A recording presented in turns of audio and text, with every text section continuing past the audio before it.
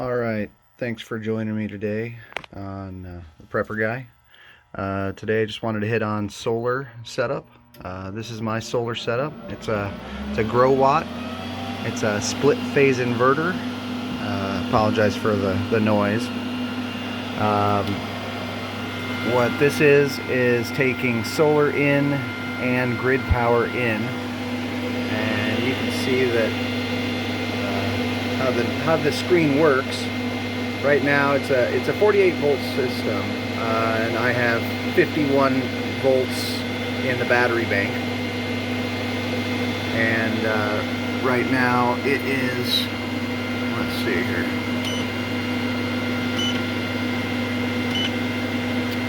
I have 100 volts coming in from solar, 15 amps, which is 802 watts, and it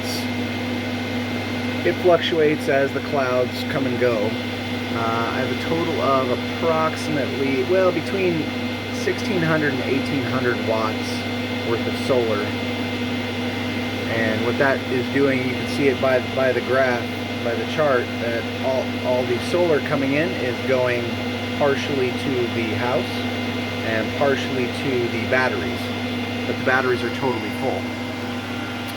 And what I have is I have two different 48 volt sets, and each one of these batteries are lithium iron phosphate batteries, 100 amp hours each, 12.8 volts each. But when you set them in series parallel, you have 200 amp hours currently at 48 volts. So what is that, 9600 amp hours, I'm sorry, watt hours, 9600 watt hours, or 9.6 kilowatt hours worth of storage capacity. And what that allows me to do is store the power from the sunny times and use them for the non-sunny times. So each of these sets of batteries, they're going from to do what I've done is going from, for the, let's say the first set, positive to negative to positive to negative to positive to negative, and then each that set will have the positive coming off of it in one spot and the negative coming off of it in one spot. And that's same with this bottom set. So positive, negative, positive, negative, positive, negative. And then the positives coming off in one spot and the negatives coming off in one spot. And then those get joined up. So the positives from both sets join up, and the negatives from both sets join up. And they go into the inverter charge controller. So you end up with those two, the red and black, are the battery inputs. And then what you have here, this crazy mess of wires, is power from the grid coming in. And there's also power from solar coming in. And then power going out. From the grid coming in, we're doing split phase 220 going in, so two 110 lines, a neutral and a ground. And then from solar I have positive and negative. And my solar setup here is really just this is a breaker box and fuse box that I bought on Amazon, and I have two different solar lines coming in from two different 4-panel arrays of solar, and each 4 panels are combined together and sent to, one is sent to this fuse and one is sent to this fuse, and then they go into a bus bar and then go into a breaker, and the breaker combines everything and sends it out to the grow watt. So the manual for the grow watt looks like this. This is actually the 6 kilowatt inverter split phase. So I have 3,000 watts per leg, which allow me to send enough power to run a house. Not crazy run it, but run it enough that it is similar to being on grid. Alright, so now let me take you out to the solar panels. Alright, these are the solar panels. Like I said, they are 2 different 4-panel arrays.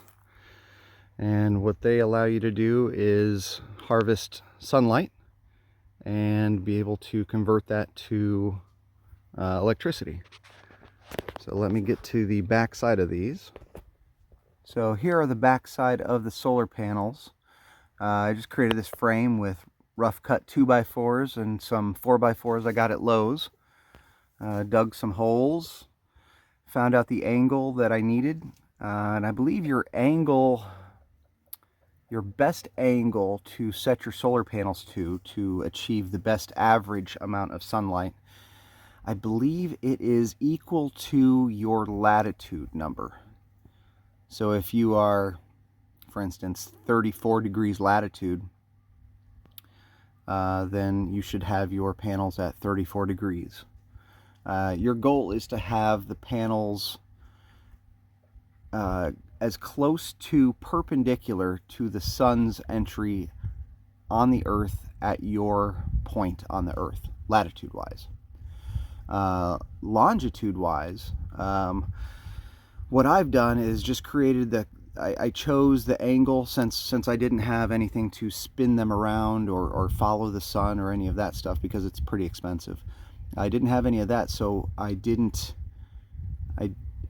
just chose the angle that was the closest to due south. So I end up with losing some power in the morning, losing some power in the evening because I'm not spinning those directions, but I'm gaining a lot during the midday point of the day.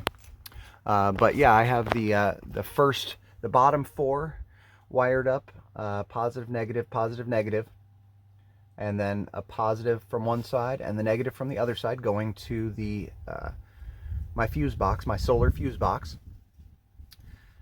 And then I do the same with the top, and then that goes to the solar fuse box. And then that allows me to have 2 separate sets of power. That way, if one set of these panels gets destroyed, the other set is still working. Also, if there's shade on one set of panels, the other panels continues to work.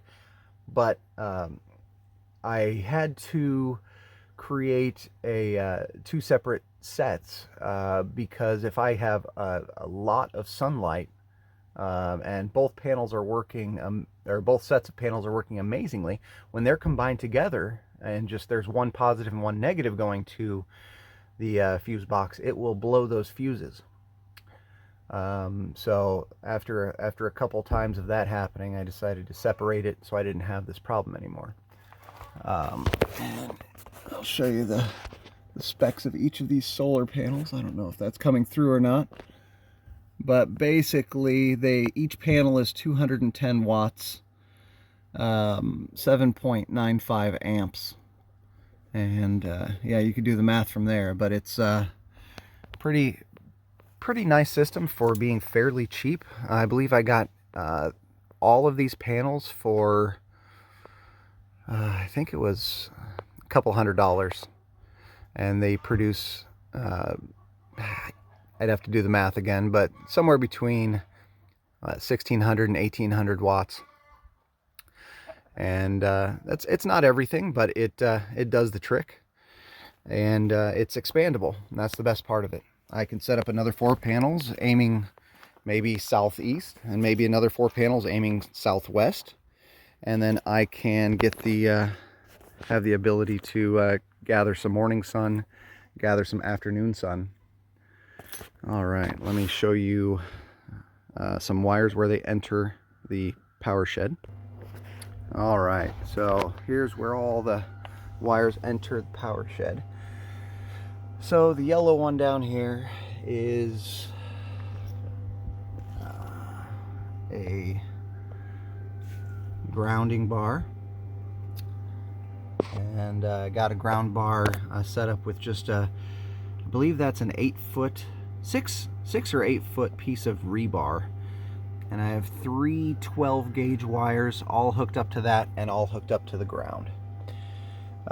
So the inverter box is extremely well grounded. Then all of these black and white cables. So first set of black and white are for the first set of solar panels, and the second set of solar panels are the other set. And then as far as money savings, I actually set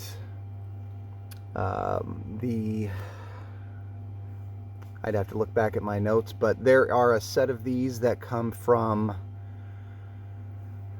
oh, actually, I believe it's the gray. It comes from the power grid. So whenever there's not enough power, I'm getting juice from the grid. It'll recharge the batteries with that inverter. It is a inverter charge controller, basically handle all of your power calculation needs, and it turns on the grid to the batteries, charges them, and when they're high enough in power, it shuts off. If there's solar coming in, it doesn't need the grid, so it saves you money there, so you don't have to pay the power company for that power. You have it from the grid, and then it will send power back to your house by means of these 2 white cables, which each one of them are a set of 110 going back to the house. So it's a really nice setup. I'm not saying that we couldn't use more, because I think the next step up is the 12,000 watt, so 6,000 watts per leg, but I would have to run different wires. I'd have to pay for the bigger inverter charge controller, and I think the bigger one is $2,500. I believe we got ours for about $1,600. The batteries each cost about, I think you can get them for just under $300 a piece now, and I have 8 at this point. And then the solar panels, a couple $100 if you find them used on Amazon or Facebook. I'm sorry, not Amazon. You can't find used ones on Amazon, but Facebook and different marketplace areas. So that's nice. And then you can just keep adding to it. And then obviously the wires, you have to buy wires. So other than that, that's today's quick overview of the solar setup. Like and subscribe, and then we'll do some more informational videos coming up.